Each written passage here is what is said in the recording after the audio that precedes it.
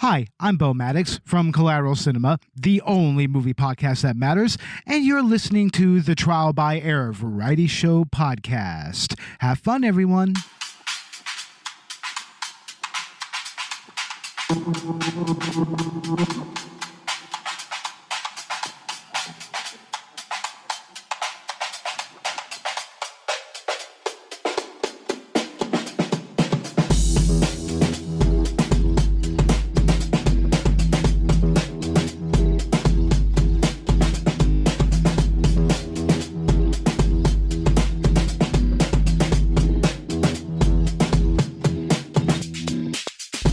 Hello, everybody. Welcome back to the Trial by Error Variety Show.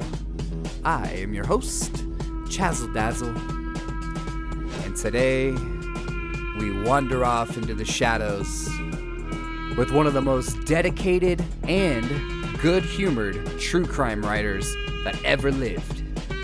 A man who gets the job done, terrifies you to your bones, but also reminds you that we are human beings who are capable of laughter. I'm talking about the darkest of the dark shadows. This man has wandered in bravely and hobbled out to tell us about it. I'm talking about the host and the writer, producer of Crime Machine and Dark Topic, Mr. Jack Luna. It was one of the most relaxed interviews I think that I've ever had on this podcast, and it was really cool to get all of this stuff out there, and I'm excited for you to hear it. I also picked out some inspired music, as air quotes, air quotes. This music is inspired just by weird death, right? So it's not necessarily all homicide. I'll just say that. I'll announce who it is when we get there. How about that? I want to keep it a surprise. I want to keep you guys excited. You know what I mean? Keep you excited, even though it's in the show notes already. If you want to hear more of this interview, you can follow us on Patreon. And believe me, there's a lot more to this interview than is in here. But without further ado, everybody, enjoy the show.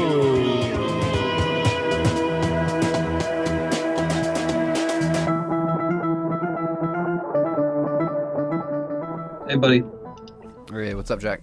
How you doing, man? Good, man. How about you? Good, buddy. Good. So you record this just the way it is right here? I don't need to do nothing special?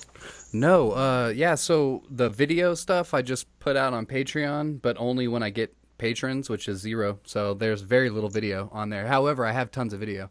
And I just released the audio. And then I just take what I feel like we intended to use to put out there, and I chop out all the pre-production, post-production notes that we give each other. Okay, cool, buddy. Can you see me okay? I feel like I'm totally in the dark here. No, it's perfect, dude. Your lighting's like, it's good. good. I'm envious of your lighting. I don't have much of a studio setup right now. When I moved into this place here 2 years ago, and I had a full studio when we started. It was just immaculate. And we moved here, and now I'm shoved in the corner of our bedroom.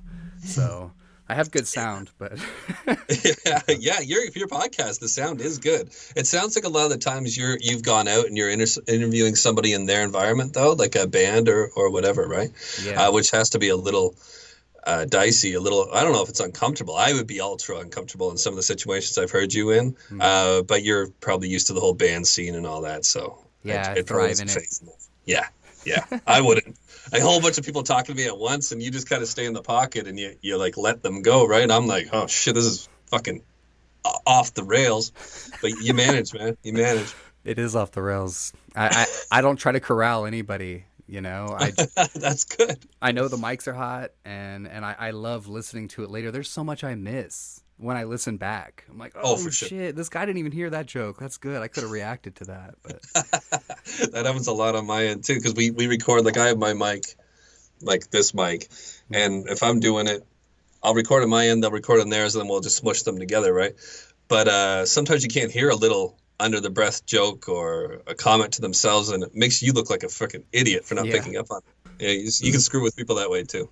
Yeah, whenever that happens, I always just give it the benefit of whoever didn't throw in a joke to just like let that guy have his joke, you know? So it doesn't come off to me like, oh, he just missed something. It kind of is more, but yeah, I see that personally. Yeah, in the playback, we're the only ones giving ourselves like, oh man, I totally should have caught that. But oh, totally. Yeah, no one catches almost 100% of that stuff, 80% at least. Okay, well, I would ask you thousands of questions. I don't know what your timeline's like or whatever, but that's cool. I'm glad that you're to hear that you're a father and all that, man. I this is gonna sound very judgmental.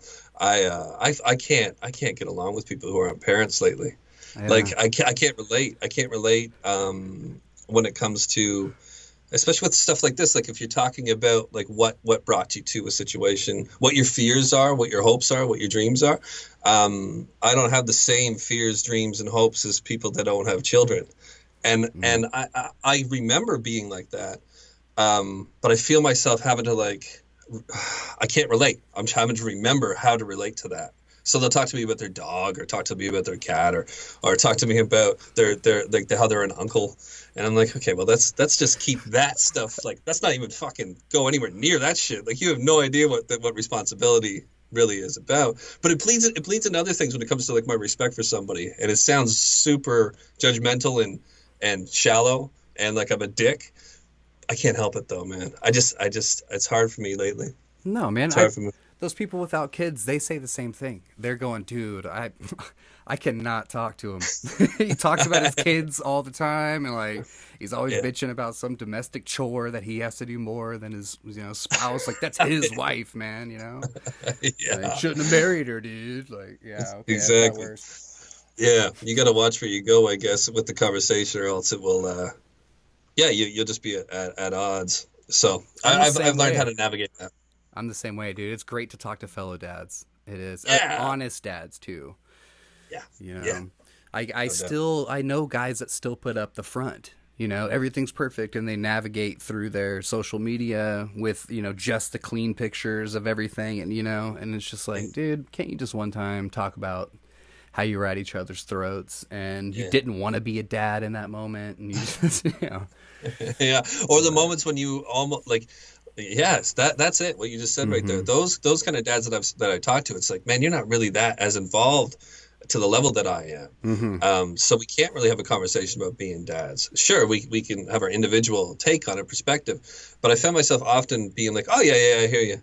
Like when guys say, fuck the old lady, man, it's good to get out. Like she's fucking driving me up the wall. It's like, why are you with somebody that you hate, dude? Yeah. Like I can't relate to that. Yeah. Like I enjoy being around my girl, right? Once in a while, sure. But so, those guys who it's all the time, like the fucking old lady, the old ball and chain. It's like, dude, break up with her. It's so, it's really, it's people act like it's this huge proceeding. It's not. I mean, divorce was simple. I'm on my second marriage. The first marriage, Louis C.K. had a joke back in the day just about how it should be celebrated. Your friends always go, "Aw," it's like, no, fuck you, man. I left a bad relationship. We should celebrate this. Totally. So it's Louis C.K. Yeah. I despite all of the controversy, everything during that whole movement, I just still I feel for the guy. I loved his comedy. I have no idea what kind of person he is, but funny to have your sexual thing out there. And he talks about that in his new special, but that was what I felt the most sympathy for. It's like, shit, if somebody came into my bedroom, didn't like what I did, and then told everybody, I wouldn't have that thing anymore. Like, you just took my thing away from me, man. Yeah, Louis, man. No, I don't feel anything obviously some people were affected and all that stuff, but I gotta be honest with you, like jerking off we come from a different era. Like, dude, I had friends who would jerk off in front of people. So true. They call it the Spider-Man. Throw their stuff. Hey, oh no.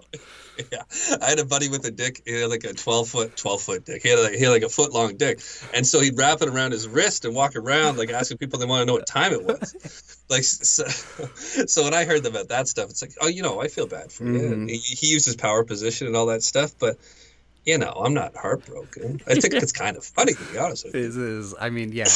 Without being insensitive, it is. I mean, it We're is. recording. There's so many times in a situation like that to just walk out. And with our friends, it's the same thing. Like, we could have easily reacted violently or negatively or done anything to our friends, but instead we're like, dude, that was fucked up. Don't do that shit or don't come back. Yeah, Stop jerking off and throwing it at us. Yeah. It's funny once. It's funny once. It's or not pissing on your leg, whatever. I'd rather have somebody like spit on me than throw their semen at me. But Man. but it's a tough one happened, for me. It's happened. Yeah, it's all happened to me too. So do you want to start recording after this conversation? No, dude, we're deep. All right, so Okay. we're talking to Jack Luna.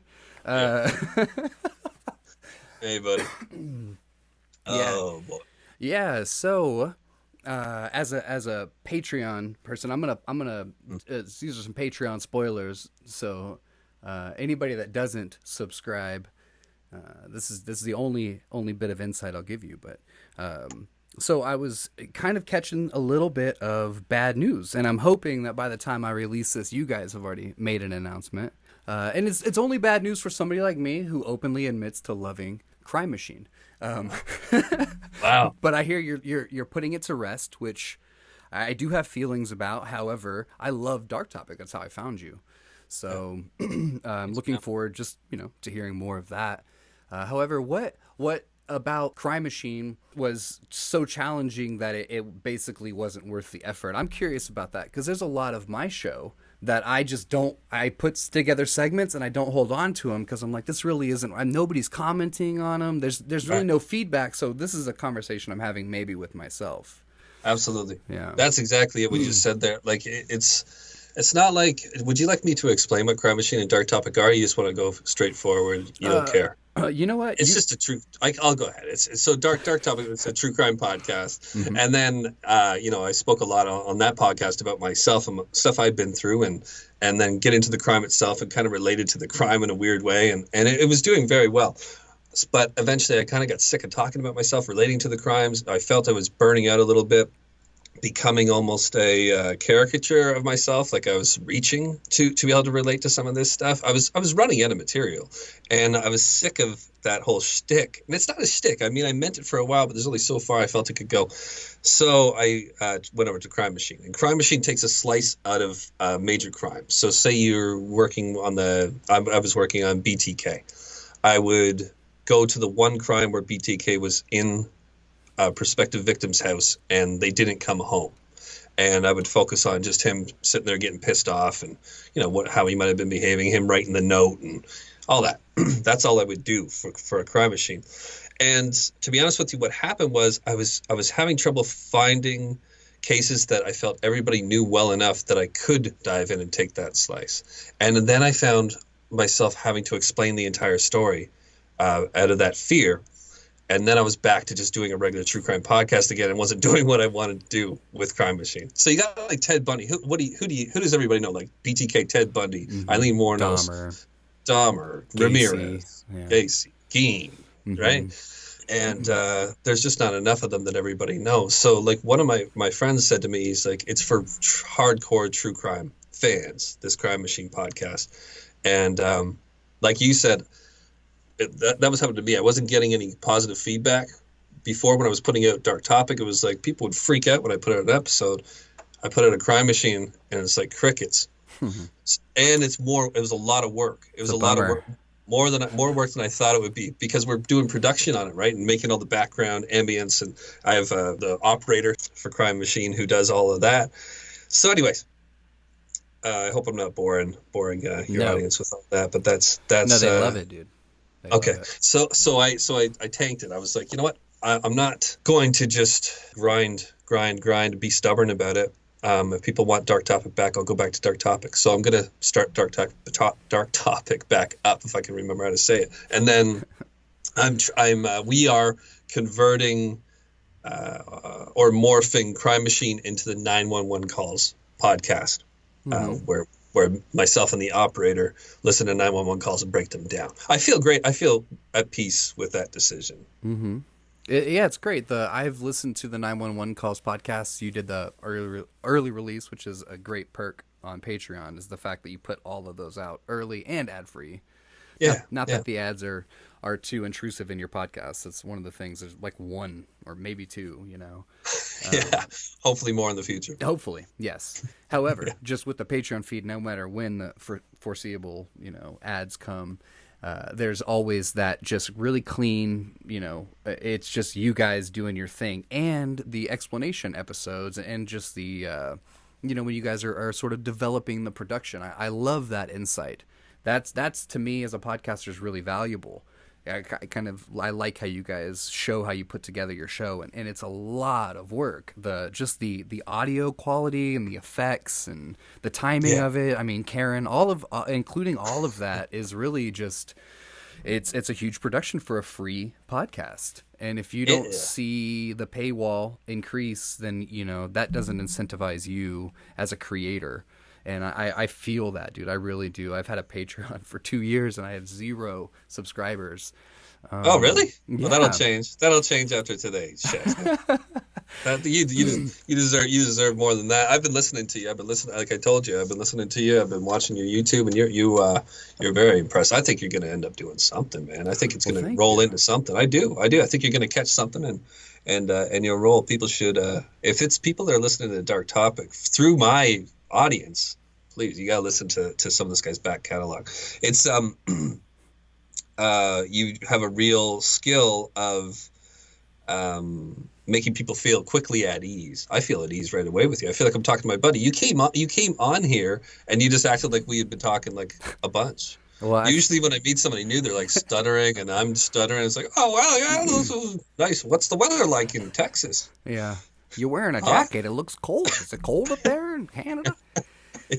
Yeah, I mean, but maybe that's because I've really kind of invested in your art. I've listened to those behind the scenes, and I really kind of know, your take on this production. So I think a part of it that helps me put you at ease is I know how hard you work on this stuff and how much just it is to cut bullshit out and just stay focused and get what you need to done. Yeah. I don't really have a time refrain. My episodes look like an hour long. What really happens is a lot of times people won't give me stuff to talk about. You know, you and I are going back and forth very well, but a lot of bands really are just interested in getting music out there, and they don't really have a lot of stuff they want to divulge personally. They like the mystique, whatever. However, I'm the type of person I like to dig. So if people keep giving me stuff, we keep going. That's good. That's good. Yeah, that's what an interviewer should do for sure. All right, as promised, we are going to do what we do here and take a little musical break. As actually, you know what? This is one of the interviews where I'm like, I don't know. I really don't know. It's hard to find something that's as cool as what Jack does to kind of fit this. But I actually serendipitously was given a recommendation by our man David Fitzgerald from the March Mad Metalness series that we did last month.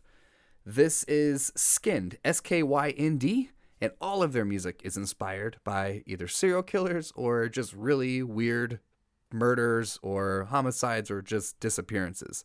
This is actually one of the latter. This is about the death of Alyssa Lamb, the Canadian university student who disappeared at the top of the Cecil Hotel and was recovered from a water tank a month after her death, after guests were complaining about problems with the water supply. She was seen on an elevator in a security camera, seemingly talking to somebody, perhaps maybe taking orders from somebody.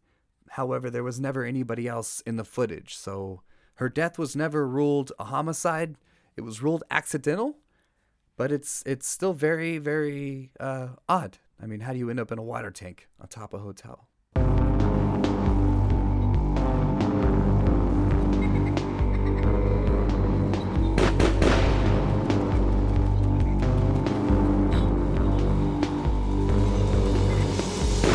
In here, I wanna get out. I'm slowly dying. Could it be I'm in my watery grave? Black water, no quarter. Now I'm stuck in here screaming 'cause my time's running out.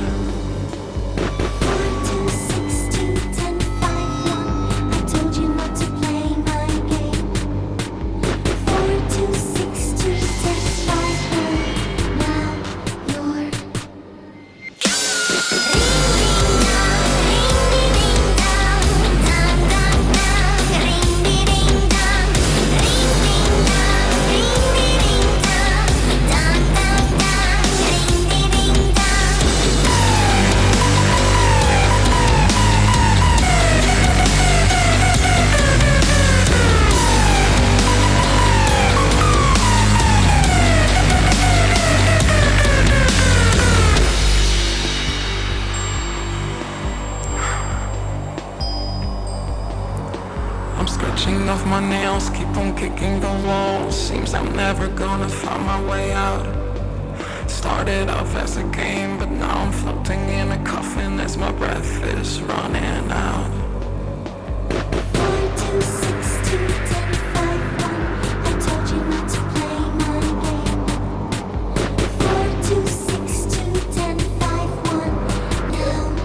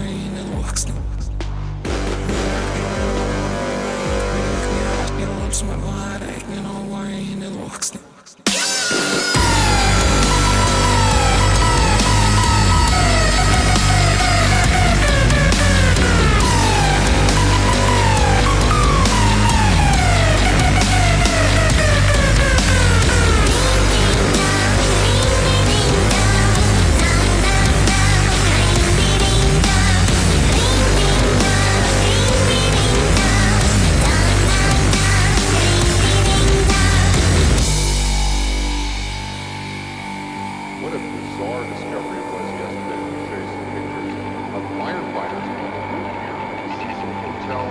Body was found, a large water tank on the rooftop. People staying at the hotel complained of low water pressure, so the maintenance crew went up to check and found the naked body of what was the bottom of the tanks. They've identified her as 21-year-old Lisa Lang.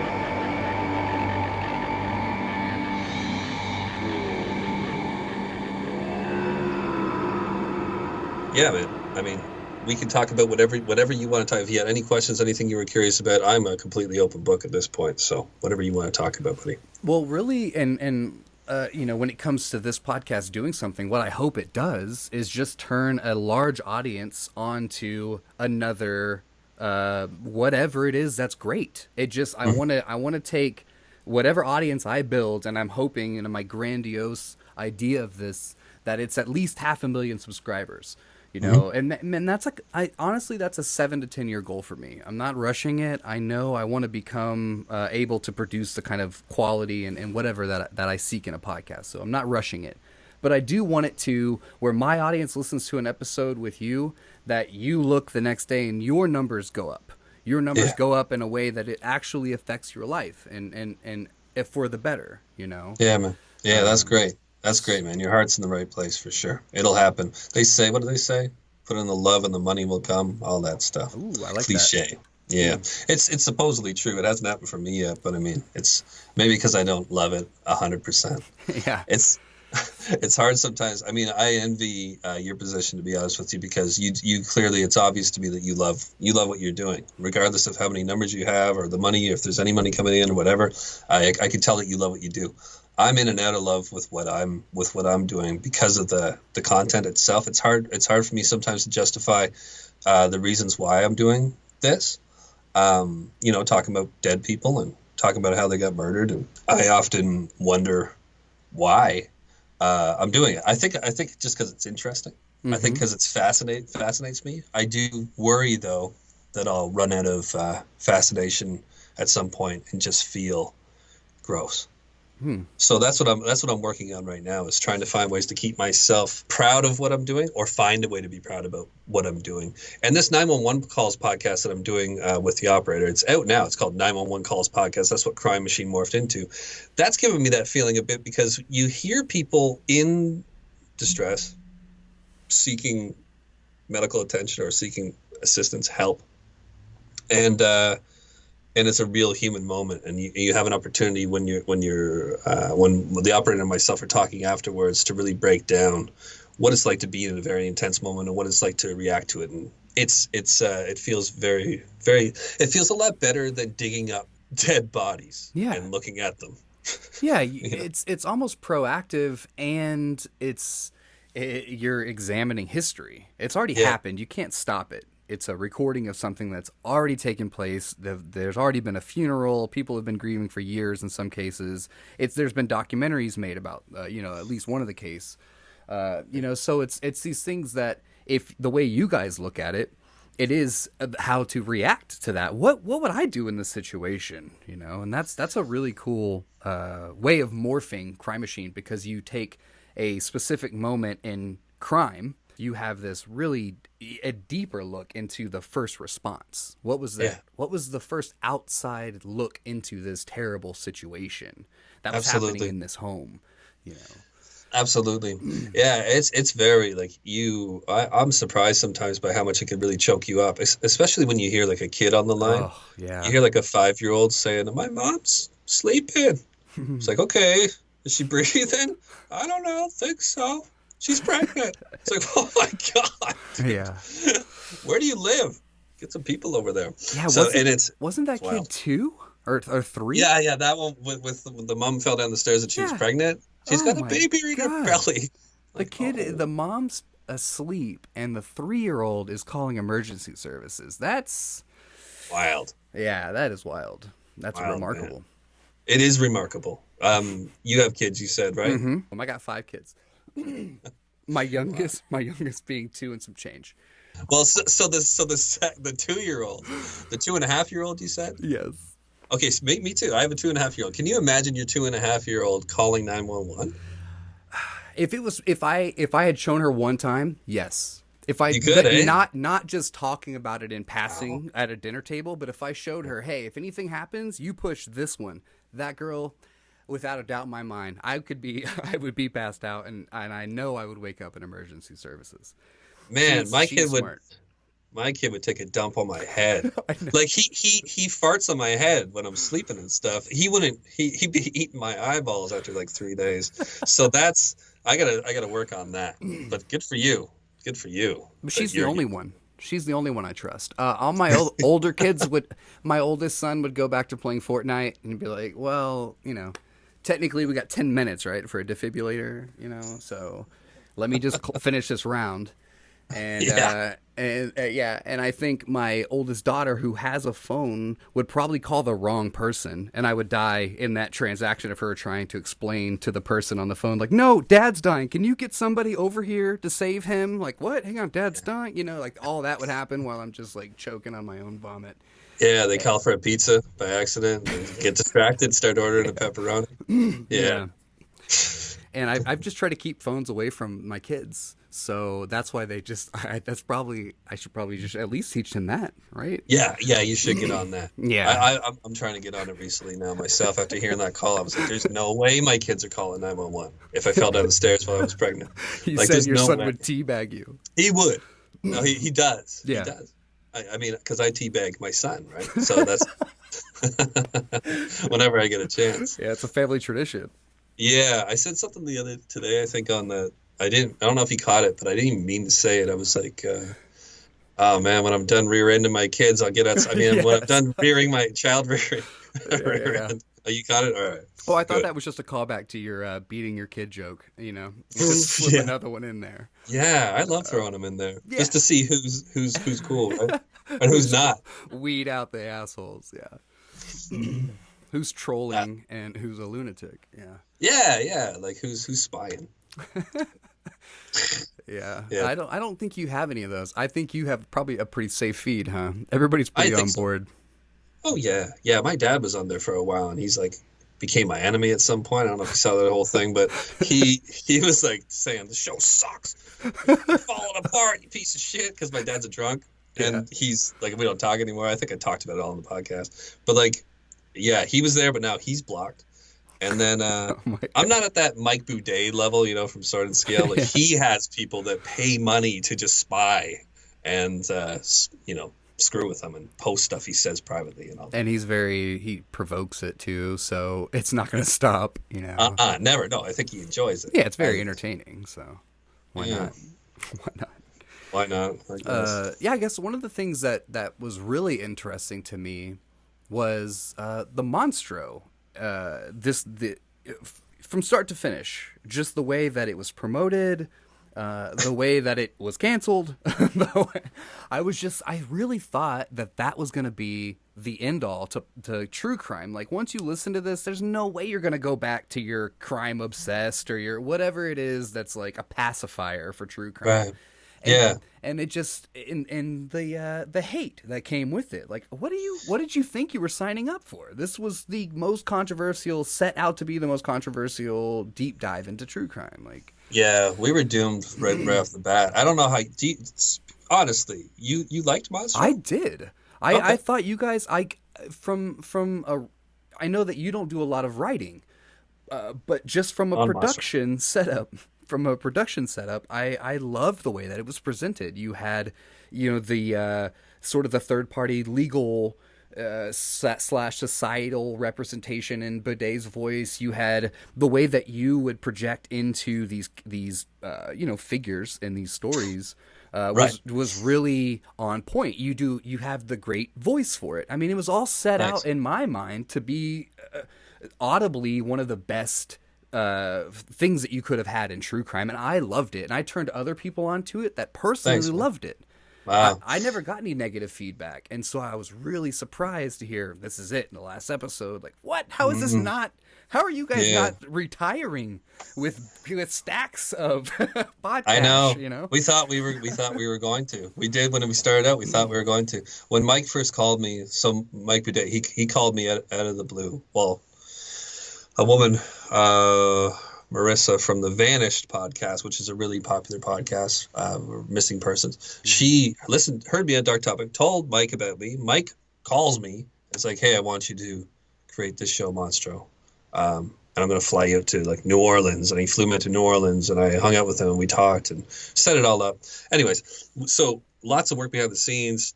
My buddy Tyler Bell writes a lot of it. We work together on it, and we like you said, I deliver it all as best as I can, like an animal. I'm delivering it. Here, we made mistakes though. Here's the thing: you can't make a podcast that touts itself as like you're gonna want to shut this off. Yeah, this is so crazy.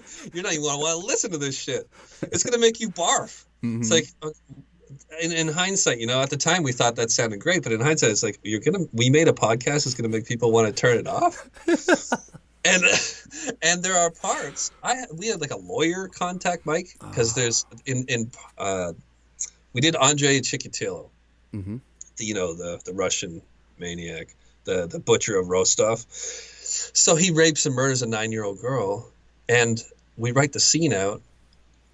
Me and Tyler Bell. And we're talking back and forth about it. We're like, dude, this is pretty rough. Like, this is really rough. Like, we're not holding back on this. So I get a hold of Mike. I'm like, listen to this, man. What do you think? He's like, perfect.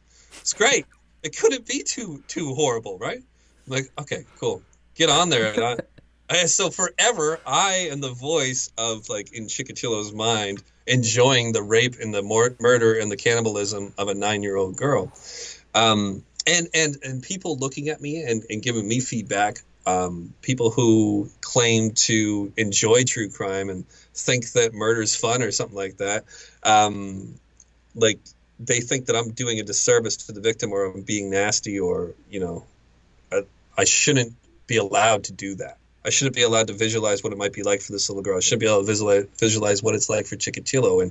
And dude, it's not supposed to be fun. You're not supposed to be giggling with your buddies. No. And sometimes that's fine, but like this happened, man. Mm-hmm. So we were trying to really give it to you viscerally, make you feel it, make you understand how nasty it is. That's why I try to do a dark topic and all that too. But Monstro, man, when we first released it, I said Mike and I were like he signed me for 5 years for a lot of money too, right? And I quit. I quit after season 2 of Monstro because I saw where it was going. Yeah. We were like, he's like, it's gonna be five stars across the board. So was I. I was like, we're gonna be number 1, which we were number 1 for a second. Mm-hmm. I'm like, what if it ends up being a 3.5 reviewed? across the board, and everybody hates it. And I honestly didn't think that could happen. But if you look at Monstro's rating, it's 3.5. I It's can't believe 3.5 with like No, I can't believe thousands. that many people missed the point. That We got many destroyed. people missed it. That is so unfortunate for all involved. One of the things that always kind of concerned me about a dad is having to step into that character and then go out of your studio and be like, "All right, kids, let's do bedtime now." Like, how do you know what I mean? It's like I listen to this stuff and I'm affected, but having to go in and do multiple takes and step into a character, and yes, in Monstro, live in those characters and sort of come up with an idea of how would this feel as a human being. How do you empathize enough to actually understand what it would be like for somebody who, say, likes to cut wounds and suck the blood out of them regardless of age or whatever.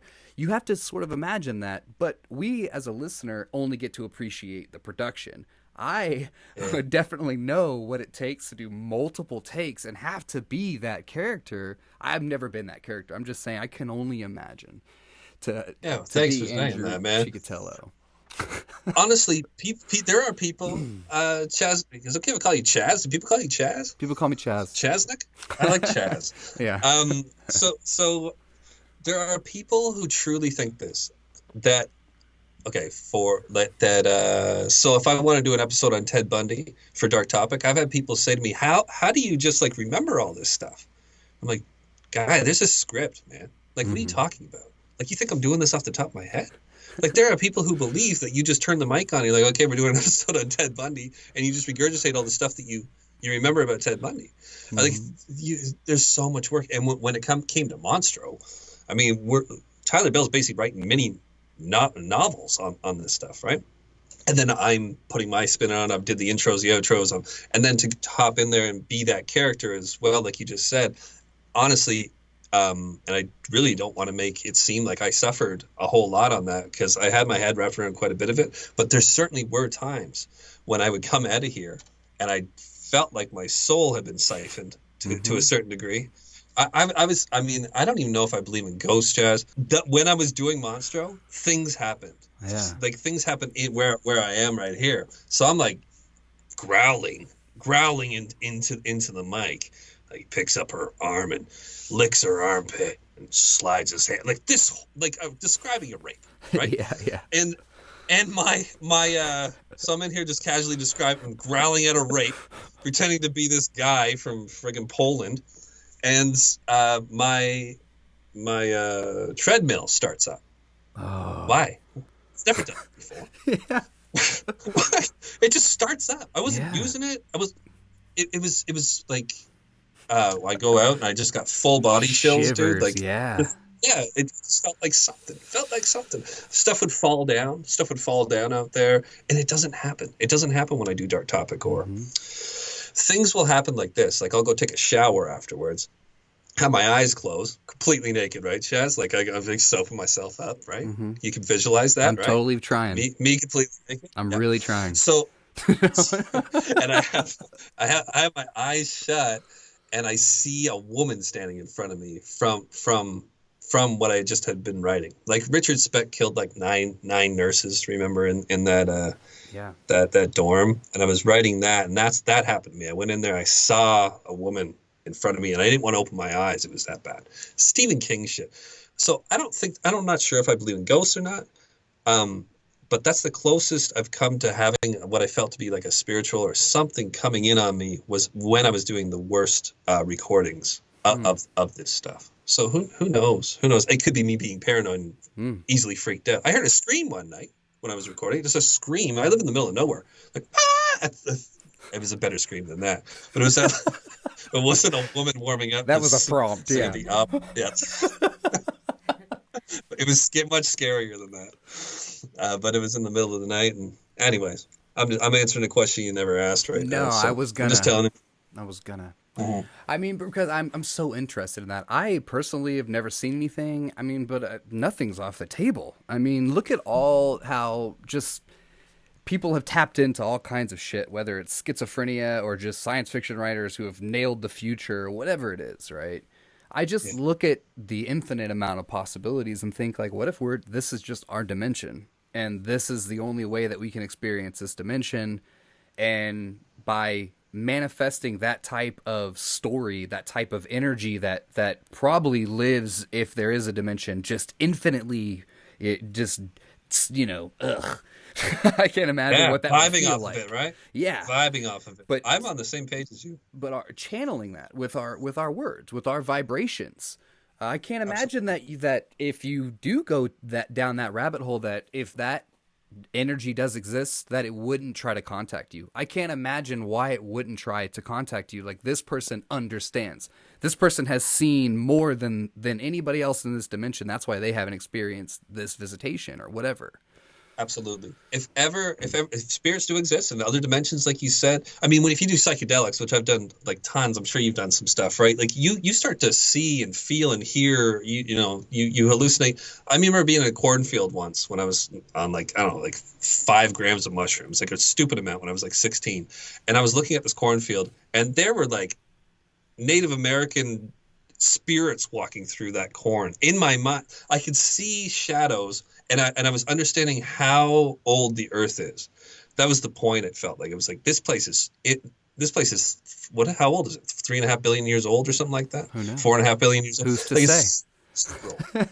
It's old. And like, I'm not the first person to be here. Obviously, I'm not the first person to be experiencing this. It was the first time I ever really understood how old this place is and how little I really understood about anything. Like I realized for the first time, man, I'm alive. Like, that sounds very simple. But you're alive. I'm alive. Like, I didn't ask. I don't know how my eyeballs work. I don't know how my tongue. Why my taste buds work? Why is I only got like a half a beard that grows on my face? Like, why do I got 5 fingers? And like, my hands get pruny when I go on water so I can grip stuff better. Like, what? This is like designed, and I didn't ask for any of this. I was just kind of popped in here. Could have been anything. It's wild, dude. Yeah. Wild. And talking about other dimensions and stuff, it felt like I got a glimpse, like my perspective, reality shimmered in those moments. And if ever someone was able, or if spirits and negative energy and whatever demons exist, you got a guy sitting in a booth talking about something horrific that happened in the past. And I'm probably, at times, I'm the only person on Earth who's recalling these particular details with this amount of energy being put into it, I feel. Yeah. So, yeah, it's spooky. It's spooky at times. Speaking of spooky, let's welcome back to Monster Jams, brought to you by the Trial by Error Variety Show. Okay, this next little number, this little ditty here, was inspired by the Philadelphia rapist. He was born in West Philadelphia. No, I'm not going to make light of this. This dude abducted 6 women, raped them, tortured them, killed 2, did unspeakable things to their corpses, but I'm going to speak of them. So he boiled a head, he dismembered them, didn't know what to do with them because they were like too big, the body part, so he just like put them in the fridge and labeled dog food. One of the things I thought was kind of coincidental, if you know anything about the Golden State Killer, the guy that recently got picked up for committing, 40-something rapes and murders back in the day, it was an officer. When they arrested him, he said, "Hang on, I got a roast." This dude actually, kind of in the same way, evaded police by brushing them off, saying he had a roast in the oven. It was a head. It was a head. So the song is by, of course, Skinned. That's all the music that we're putting in, besides the intros and outros, which are Boulevard Noir, sick-ass EP. Buy that one if you're not into these serial killer jams. However, listen all the way through. This one was recommended to me because of Jonathan Davis, the lead singer from Korn. That's exactly why David found it. So the rest of it worked very well with this conversation. However, this one does feature Jonathan Davis, and it's probably my favorite track of all of them. Just saying.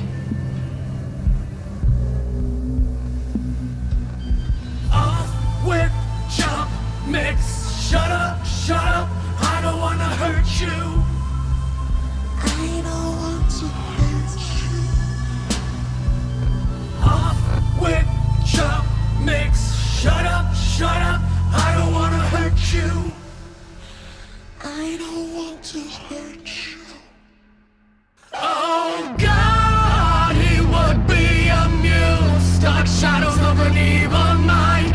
God has a sense of humor. Dark shadows of an evil mind. God, he would be amused to see you at my feet. See you at my feet. Oh, 3520 North Marshall Street.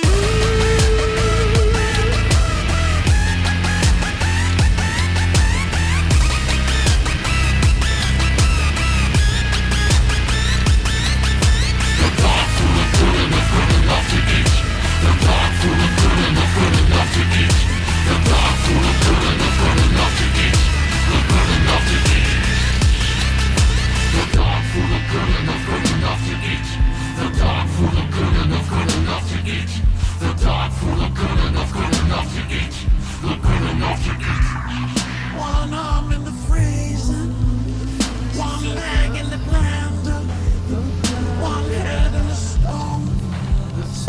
Return to sender, and the darkness knows all of the thoughts that I think.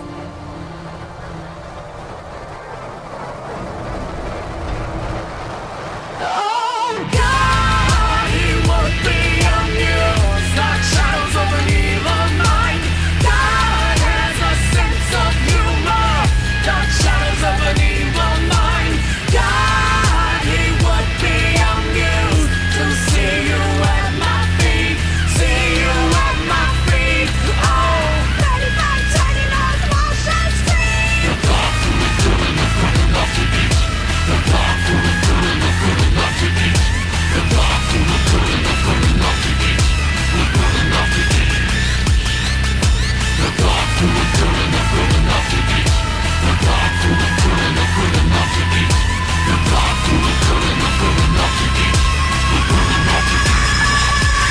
Crazy glue. Strong enough to move this man suspended in midair. Crazy glue repairs a broken china mug. Just run a little crazy glue along the track and it's fixed in less than 10 seconds. Bonds almost anything. A plastic knob, a plastic plug, a rubber boot, a metal post, a fishing rod, a cycle grip, model planes and model trains, a worn-out screw, a flashlight case, a broken pin on any car. Bonds in seconds with amazing strength without... Crazy glue is available at Bates Buying Stores. The basement is so peaceful, you are naked as fuck. There is one more cracker, devil's cookies in the front.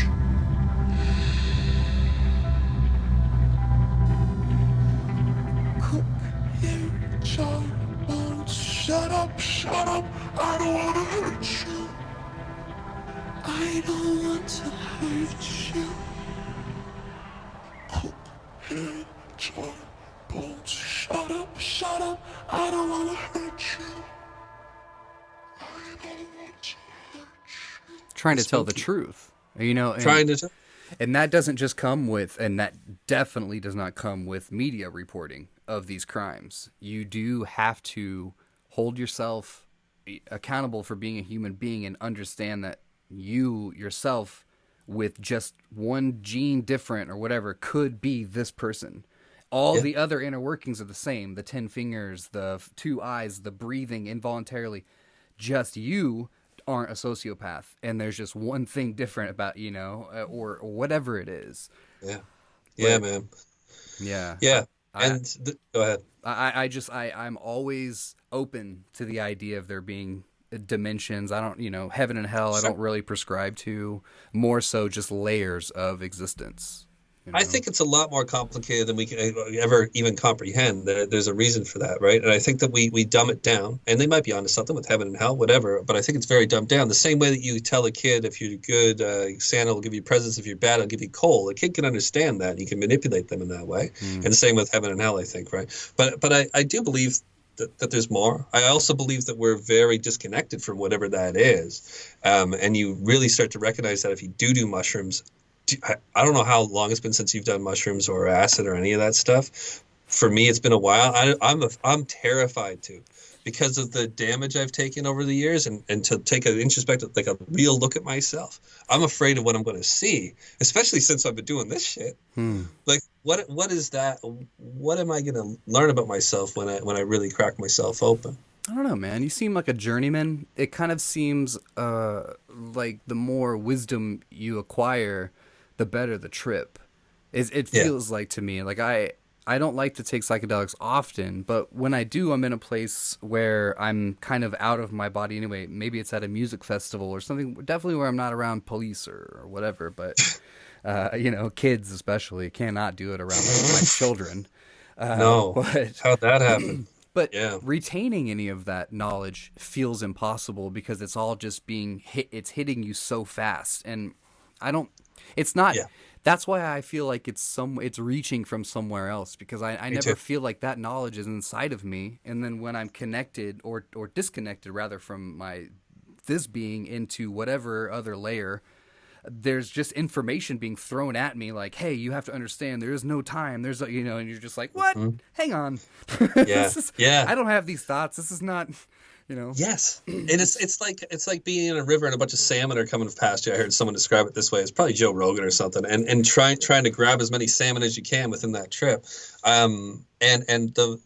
It depends on what your faculties are like, right? Like if you're an intelligent person, or you're average intelligence, or you're a closed-minded person, or you're a shallow person, whatever, that will enhance your trip, or you'll be more receptive to certain things than other people are.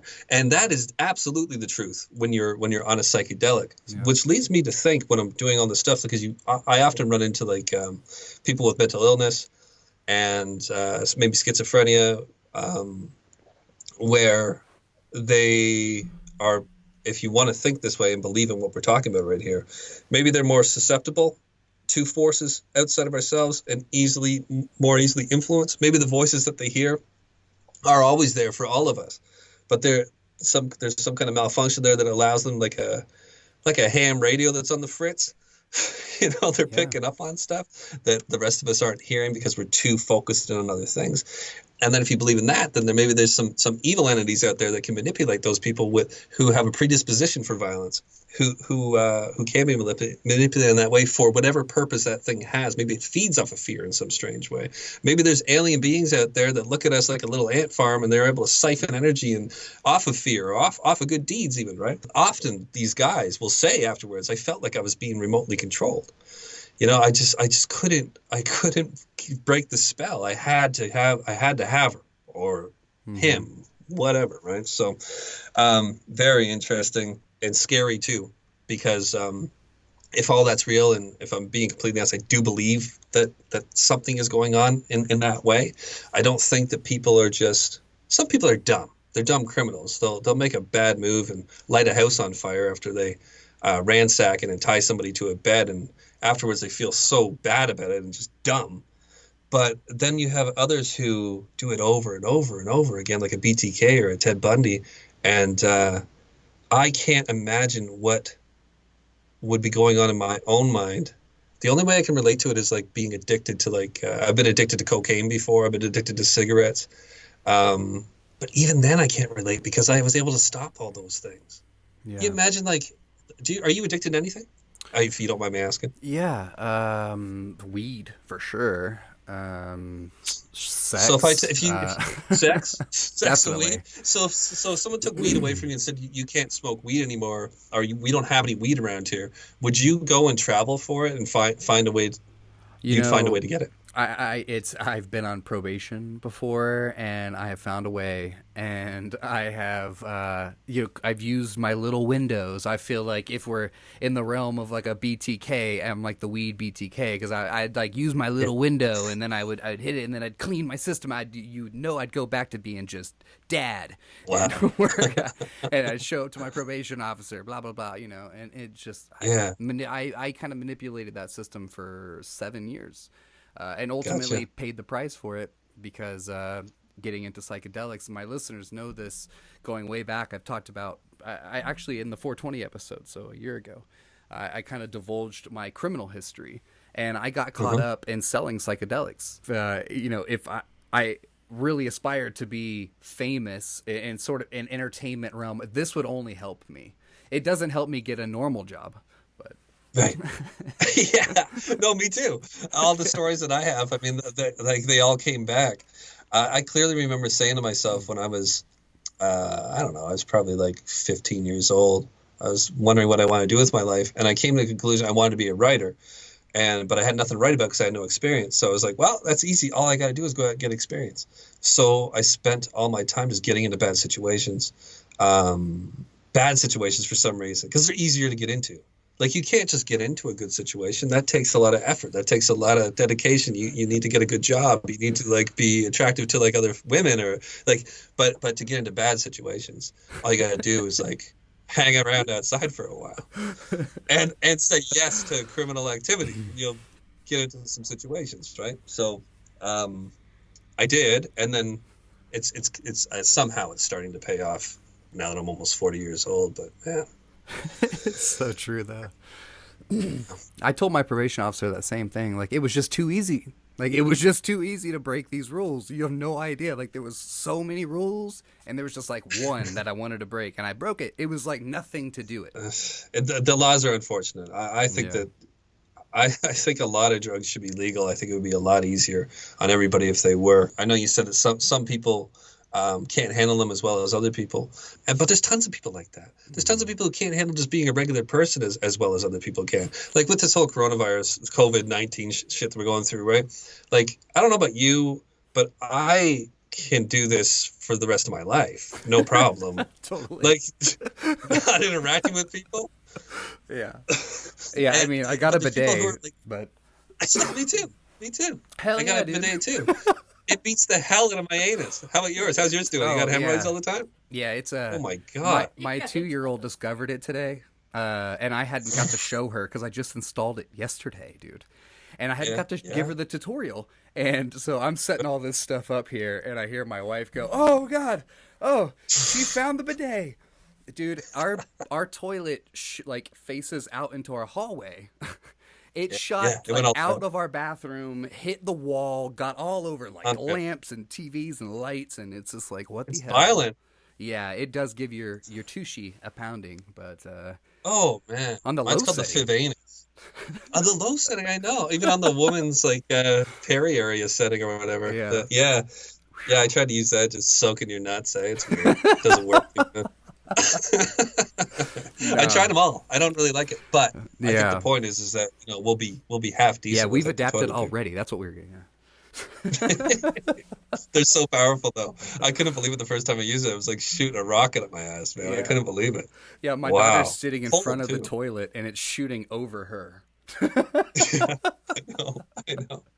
I just screw with people. I'm like, just turn it on. It's kind of neat. Like, it's just like a little waterfall. It's completely soaked. Wet t-shirt competition, man. Yeah, and if you're not Manscaped, that is a heavy towel dryer. Sure.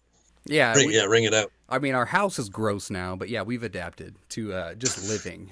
So you know what's funny about that water too is like that's toilet water from like the back of the. Oh no, it comes straight up the pipes. I guess, right? Yeah.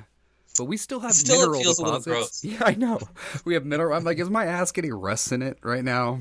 My asshole getting rusty or lime buildup? I know. It's a wild thing. Well, so what were we saying though? It's like, oh yeah, these people who can't handle living at home, like they can't handle like being around their families and all that kind of stuff, right? Like they're it's blowing me away how, I guess, weak our society is, and I'm happy not to be a part of it at the moment. I like you. I don't know where you live, but like I'm out here. Like there's nothing but farmland all around me. Yeah. I came out here because I was worried about things like what's going on right now, and we don't got to talk about what's going on right now. Everybody knows what's going on right now. Yeah, like who's not talking about it? Yeah, if they I love don't, how people keep bringing it up. Yeah, where are they living? But all that stuff. It's just so people are talking about it way too much. And we all get it. We're screwed. I think my point was, though, people who are having mental breakdowns over this stuff. Like, look out for your friends, man. You know anybody who's like, a little sketchy, anybody who's got a little bit of mental depression issues, whatever, call them up, check in on them, right? Yeah. And I'm sure there's people like that. But for me, it's like, I don't know anybody like that. Yeah. I don't know anybody like that juvenile. like Yeah. about a situation. And then sure, there are people who are killing themselves. I think I've heard. But Yeah, people kill there's like a themselves all the time. mass, or not a mass, a murder, Suicide? suicide, whatever, mass suicide. I'm sure that's coming, but Oh, I bet. I bet. But it's because we've been for practicing it. social distancing for so long. But that is one of the reasons why I love this podcast and doing it, is because this is when I come out of my shell. I'm not much of a small talker. I don't like that. So you meet just average people, even just in town, who I've seen forever. Hi, so you still working for the? You're like, dude, seriously, can we talk about anything else? Yeah, We come to the same anything taco else. place every morning or whatever it is, you know? I'm in the same situation. I find it hard to care about those people. Yeah. But I mean, this is going to sound rough. But I really feel like some of the dead wood could get burnt off, right? And I'd be all right with that. There's I'm not just talking about old people. I'm just talking about in general. Like there's okay. We don't need to get into this, but clearly there's a population. There's a lot of people. A problem. And I'm not the first one to say this. This isn't groundbreaking stuff. And people It's want like to point the maybe- finger at me, but fuck them. Yeah, exactly. Yeah. Yeah. I think maybe just the Earth's fighting back a little bit, you know? It's like, oh man, you guys are really doing a number on me. Well, you're eating raw alligators and you're eating monkeys and stuff. You're eating bats. Here's an at-you, man. Here's a big at-you. You know? Yeah. So I think this is a nice moment. I think the people are going to reset a bit and appreciate Agreed. what we have a little bit more. We're getting a little too Cocky. too cocky. That's the perfect word for it. Yeah. Ultra cocky, man. Needed a war, needed a pandemic, needed a rock to hit us. We're lucky it's not Yellowstone. There's earthquakes it's so happening all true. around that friggin' no That's one's so talking true. That about could it. go off at any moment. Not to mention the 90 nuclear plants we have positioned all over our fucking nation. Game over. Do you know that if you shut down a nuke plant, say they shut one down, they have to have security around that nuke plant for 100 years. Mm-hmm. 100 it's like, years. isn't it, it's like 1,000 years. It's isn't it? 1,000 years? It's like Probably. 1,000 years. Like we have to somehow convince getting dumber people to like do. I don't know how that's watching. gonna work, but No. just enjoy this last little window of quote unquote life that we have, because I don't see society. I mean, especially after this little test. Holding down the nuclear fort for like 90 different states after like something like The Walking Dead happens, you know? Yeah, I completely agree. I'm sleeping with a hatchet underneath my bed now. I sleep with a hatchet. Oh my God. Because Talk about getting into it though. yeah, I just want to get used to it. I just want to get used to having a weapon. I'm even practicing like mentally I'm like, okay, well, you got to hit him with the back of the hatchet. Like I want to get a gun, right? But I haven't gone through all that yet. And I have a friend who might lend me one at some point, I guess. But Yeah. right now, I just want to get prepared mentally to hit somebody with a hatchet, like the back of it. What if the head comes off though, and you're just stuck I with like know. a short Worried stick? about that. Worried about that. Yeah. So like I have a knife too, but the hatchet, I think I'm gonna have to trade it in for something else. Visually preparing yourself to stab, like to shoot somebody. I really do think I could do that. But to stab somebody, Ooh, yeah. to hit them with a hatchet, I'm worried that I'm not gonna put it 100% into it. Like hit a shoulder. Ow! You know, that's about. And he just grabs you with a good hand, like. And then he's hitting me with a hatchet. Yes, good. Yeah. Like, he's good with a hatchet. You And know? he's good with a hatchet. Yeah, he He's broke already in has with the it. hatchet, but he threw it in the yard thinking, I'm not going to use this. And he's like, oh, give me your hatchet then, motherfucker. Yeah, this is where we're headed. Yeah. So I got to get used to stabbing people. But other than that, what else are we talking? Stab some cantaloupes. Yeah, it's a good thing. Or get some, dispensable farm animals. I actually, it'd probably be a good time to just start farming and animals too. Like, I could see how the seasoned farmer would have no problem stabbing somebody who came in his house. Like, don't worry, I do this all the time. I know. I got it. Yeah. I got it. I know exactly where to cut them. Yeah. I don't know, man. You ever think about killing somebody? All the time. I'm like, when is it going to be my time?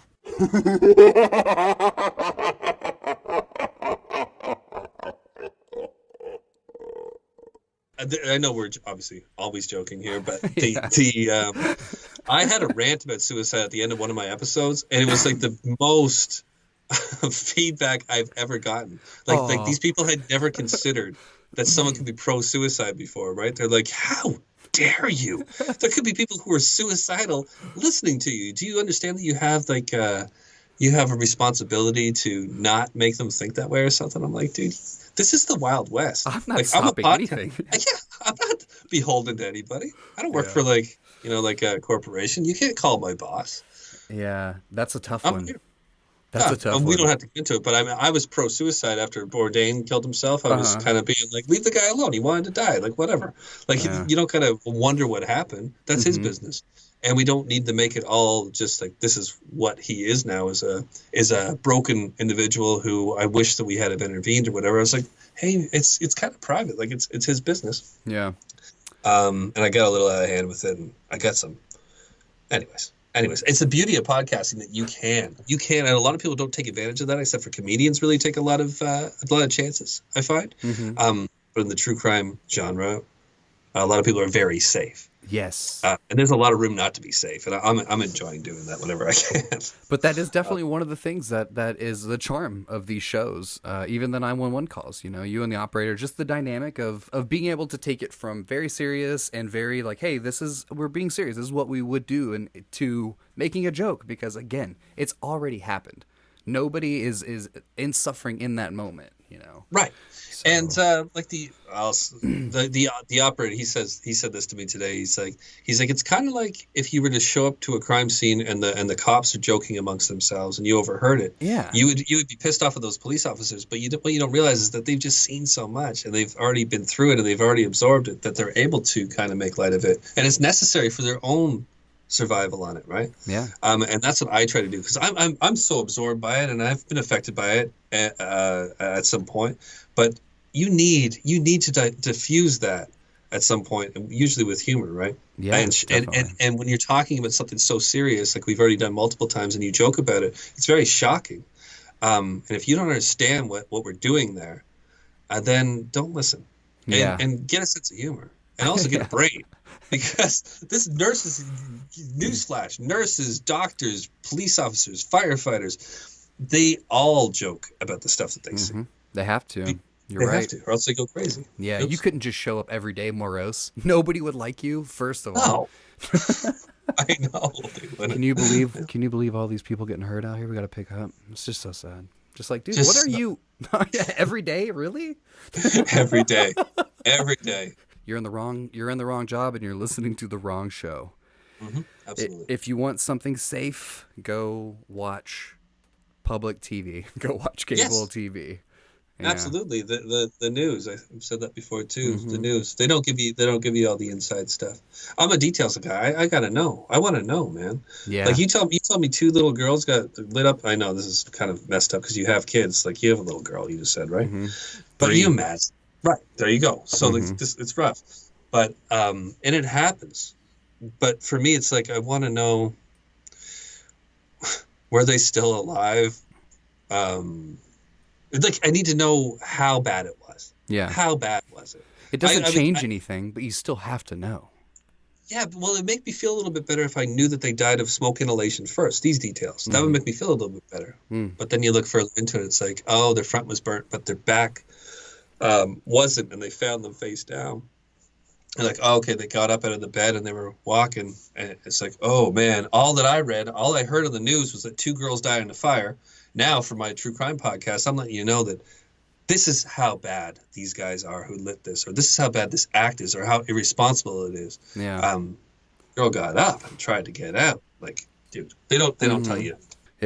All of that makes a difference because we all know what it's like just to stump a toe or get a splinter or whatever. Imagine being held down by somebody you love and stabbed with a kitchen knife that you've seen your mom cut oranges, and now your mom's stabbing you with that same knife. Whoa, whoa, dude, And that's dark. Yeah, you can hang, eh?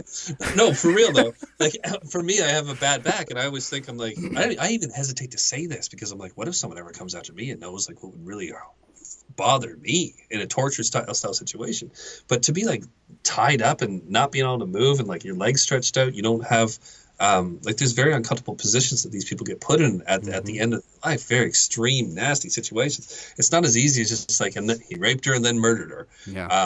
There is so much that happens there, and granted, not everybody wants to hear these details, so you can't blame the news for not giving them. But it is not nice, but it's I'm glad that now we have this podcast thing for people to go wherever they want to go with it for now, and you can pick and choose what you listen to. My podcast goes for it, man.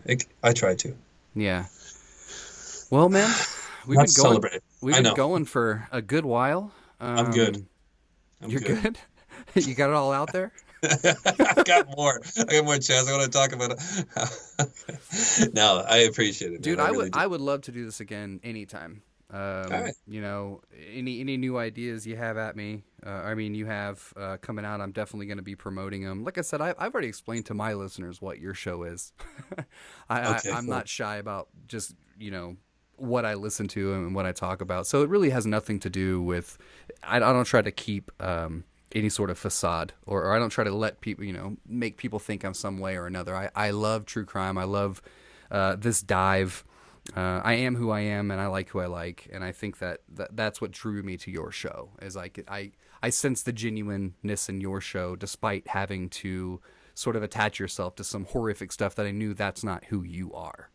Right. Thank you, man. I appreciate it. I didn't do a very good job of proving that here today with the way that things went, but I had a blast. You do, like I said, make people feel very comfortable, and it's honestly, and I'll finish with this. It's just nice not to feel like you need to tiptoe around this stuff when you're talking to someone openly about it. So often I get into conversations about this, and I gotta be like, oh yeah, absolutely, or they're being like that with me, and it's like, this is chaos, man. What happened in these situations is like so mind blowing. Yeah, let's talk about it. Like, let's talk about.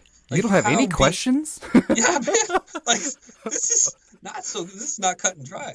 Murder, serial killers, the way that these things go down, there's just so many little details, and I think you're doing the victim an injustice if you don't tell the world exactly how horrible the person is that did these things to them. Because I know if it happened to me or if it happened to my kid, I would want people to know so that they could shame this person, mm-hmm. or that they could at least have the right mindset about how bad it is, and beware, be paranoid about what could possibly befall them if they're not looking out for certain signs, right? So that's it, but gotta stay paranoid. Stay paranoid. Ice cock doors locked. Yeah. Well, man, thank you so much, Jack. Thank you, Jazz. Thank you, man. Yeah, brother. Take care, man. You too, buddy.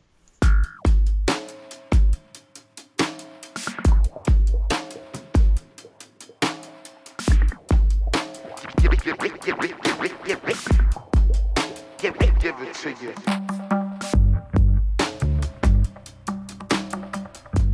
So, what did I tell you, turkeys?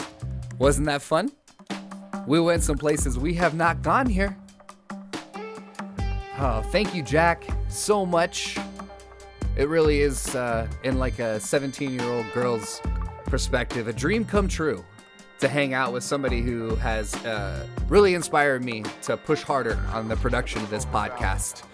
And has also shown me another side of it too, how hard it is to continue to push a production like this that requires a lot of digging and reaching out and coordination and tons of editing to get this, what you hear, this little polished gem, this little tumbled stone rather.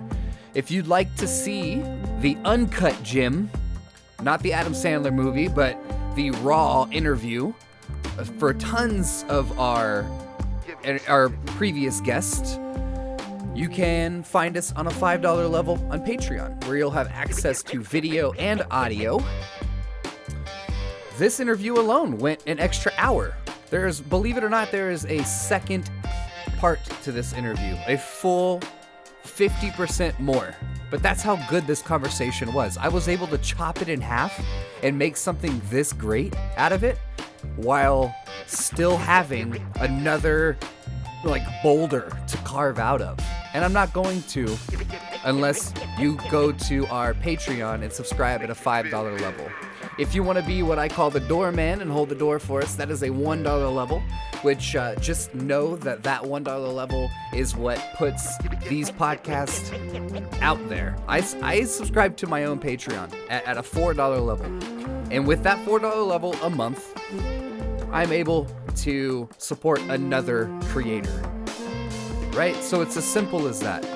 It's kind of weird how that works, but I'm distributing that money that I've put into it into other creations. It would be really cool to know that the people who listen to this show and have for free for years would finally like to take that next step. We've held hands, we've done some necking. You stuck your hand up my shirt and I said, a little slap. No. It's time to take it to the next level with TBE, and find us on Patreon. I will have the link in the show notes. You can check out what goodies we have to offer. And as it stands, this is my last guest for a minute. Some of the people that I had planned to have on here have basically canceled all their show dates, obviously, and booked tours. So we will just be taking a little break ourselves. And in that break, I will be uploading tons of raw content and tons of unreleased content and updates, all kinds of really special stuff just for our Patreon followers. That's where I'm ready to take this, you guys. You hear me? It's happening. Putting on my business pants.